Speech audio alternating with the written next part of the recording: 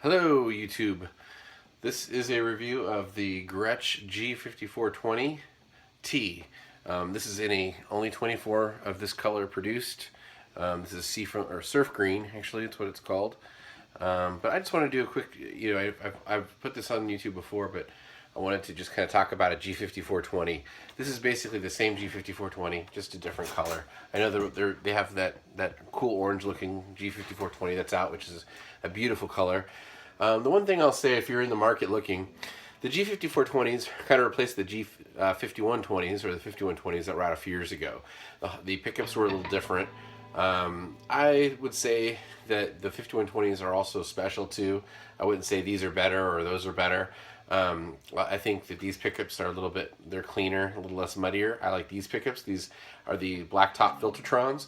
Their marketing department, back in, apparently the story goes that these pickups, during the Baldwin era, they were discovered and they're amazing. So they put them in their Econoline, the Filtertron blacktop pickups. Great marketing. But I thought the Baldwin era is supposed to suck. So I'm not sure about that, but these pickups were great, apparently. I think a lot of things sucked about Gretsch in the Baldwin era. So anyway, Fender owns them now, but the Gretsch family kind of still runs things. And I gotta say this, if you are in the market for a Gretsch, they're all awesome, I swear. The lower end, the economy, the Japanese made are incredible. The difference you're gonna find are the quality of the wood and the build. And that's the big difference. You can put, higher end pickups in these, and they sound great, but there's nothing like the feel of the Japanese made, the Brian Setzers, the Eddie Cochran's, the Tennessee Roses, even up to the Duo Jets, and the Pro Jet would be the Econoline. You pick it up, you can feel a difference in weight with the Pro Jet versus the Duo Jet. It's a big noticeable difference in quality. I'll say that. The Japanese do amazing work. Even the Fender Japan stuff is amazing. They're the best at making, some pretty nice quality guitars. They don't mess around. And so this guitar here, if you are looking, you're going to get your cool Gretsch tones. Pretty twangy. We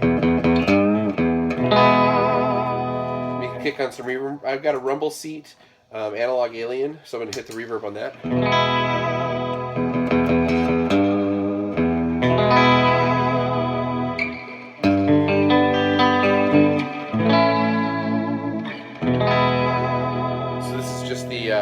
Bridge pickup. Excuse me, a bit of a cold. The G5420s, you have two volume knobs to control each, the bridge and the neck, and then one tone, and then a master volume. So you can kind of dial in how much volume you like of each, and then control it with a master tone.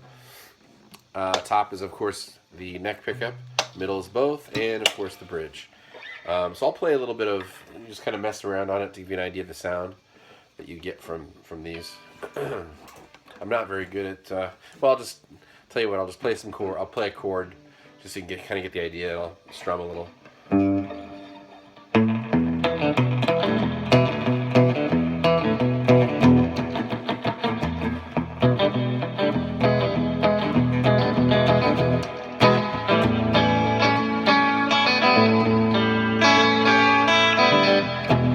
Oh, you know what I'll do? I'll do the little mystery train for you.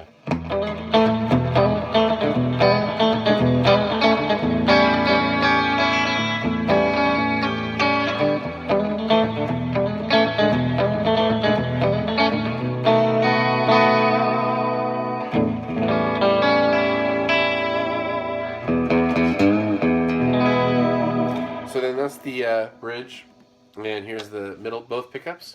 So I'll kind of switch between them here so you get an idea. So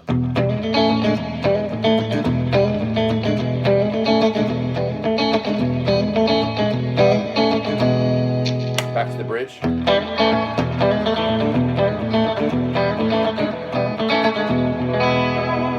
Back to the both pickups. I'm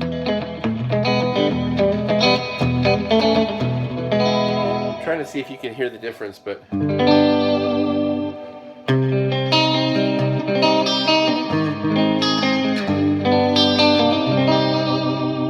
so that's both. Here's bridge.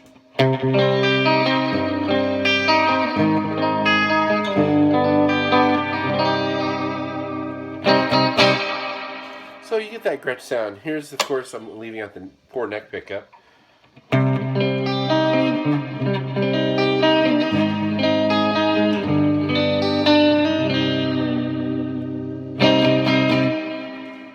Down to the bridge again.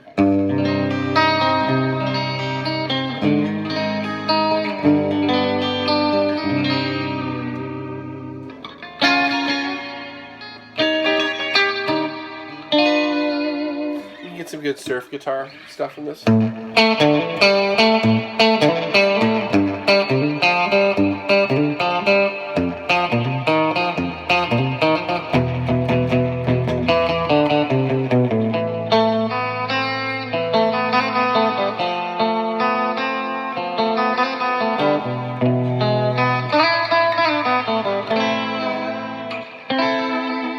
And I'm playing through a Vox AC15C1, by the way. Nope. The only pedals I have is the rumble seat. And so here's a little bit of overdrive and delay to kind of get...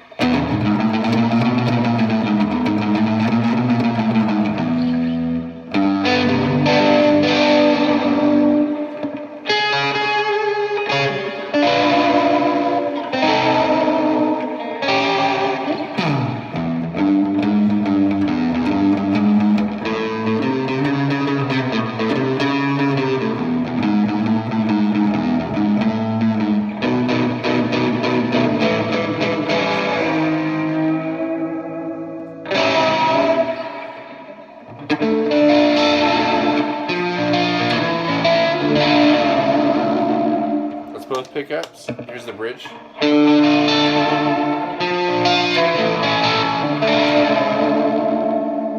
So it's like a quick drop off there, actually.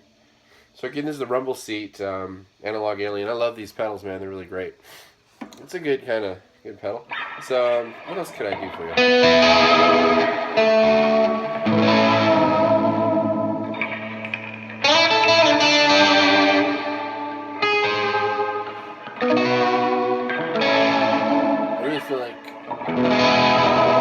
So anyway, so there's the overdrive, and that's kind of it. I mean, that's turning off the pedal totally bare. There's a little reverb on the amp. I can play a little.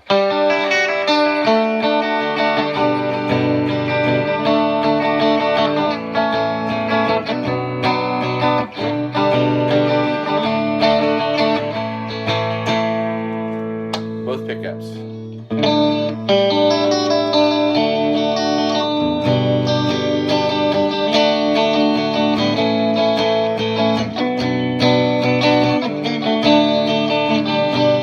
Loved it.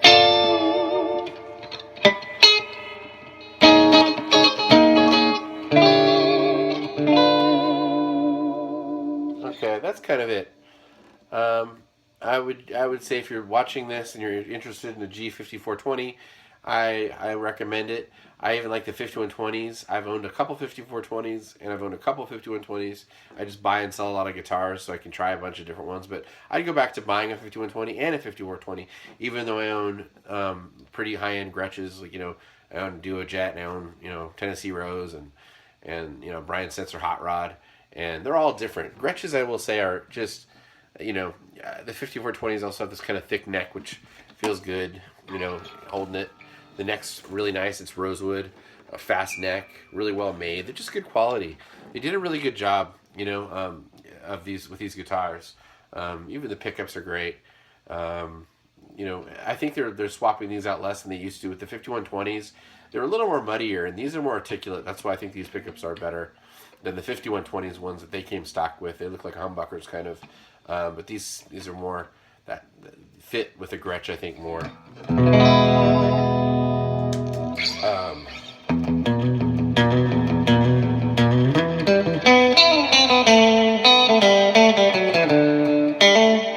Ooh, I flubbed it. Oops. Ooh, that's bad. I'll just stop while I'm ahead. So anyway, G5420, definitely worth it. I recommend it. Relatively good priced. Great guitar to have, a keeper. Of course, you need one of these, and you need one of the Japanese-made ones. So get them all. So thank you for watching, and have a good day, and rock on and be cool.